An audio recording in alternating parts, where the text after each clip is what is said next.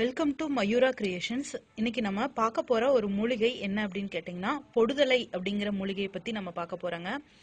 இப்ப இருக்கிற பெண்கள் ஆண்கள் எல்லாருக்கும் பொதுவா தலையாய பிரச்சனை என்னன்னு கேட்டிங்கன்னா, தலையில பொடுகு வர்றதுதாங்க. அந்த பொடுகு மூலியமா உடம்புல நிறைய பிரச்சனைகள் வருது. இதுக்கு ஈஸியான தீர்வு என்னன்னு பார்த்தீங்கன்னா, இந்த பொடுதலை கீரை. இதை நம்ம உள்ளுக்கு சாப்பிடவும் செய்யலாம், அதே சமயத்துல தலைக்கு எண்ணெயில கலந்து தேய்ச்சிக்கவும் செய்யலாம்.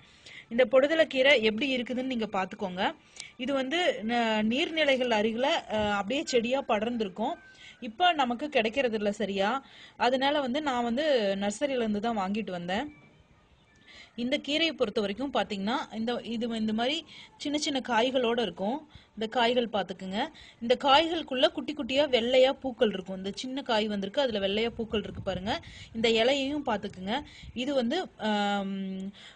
ஈரம் இருக்கிற இடங்கள்ல தான் அதிகமா இந்த கீரை வளரும். நீங்க அதனால உங்க வீட்டுல வாங்கி வைக்கும்போது நிழல் பகுதியான இடமா, ஈரம் இருக்க இடமா பார்த்து வைங்க. வெயில்ல வச்சிங்க அப்படின்னு சொன்னா இது கருகி போயிடும்.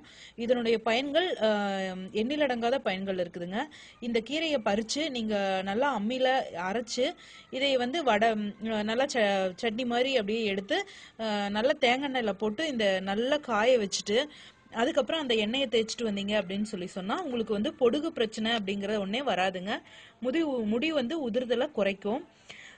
ரெண்டாவது, இந்த கீரையை நம்ம சட்னி செய்யும் போது புதினா சட்னி செய்யற மாதிரியே இல்ல அல்லது வேற ஏதாவது செய்யும் போது அது கூட இந்த கீரையை நம்ம பறிச்சு உள்ள போட்டுக்கலாம்.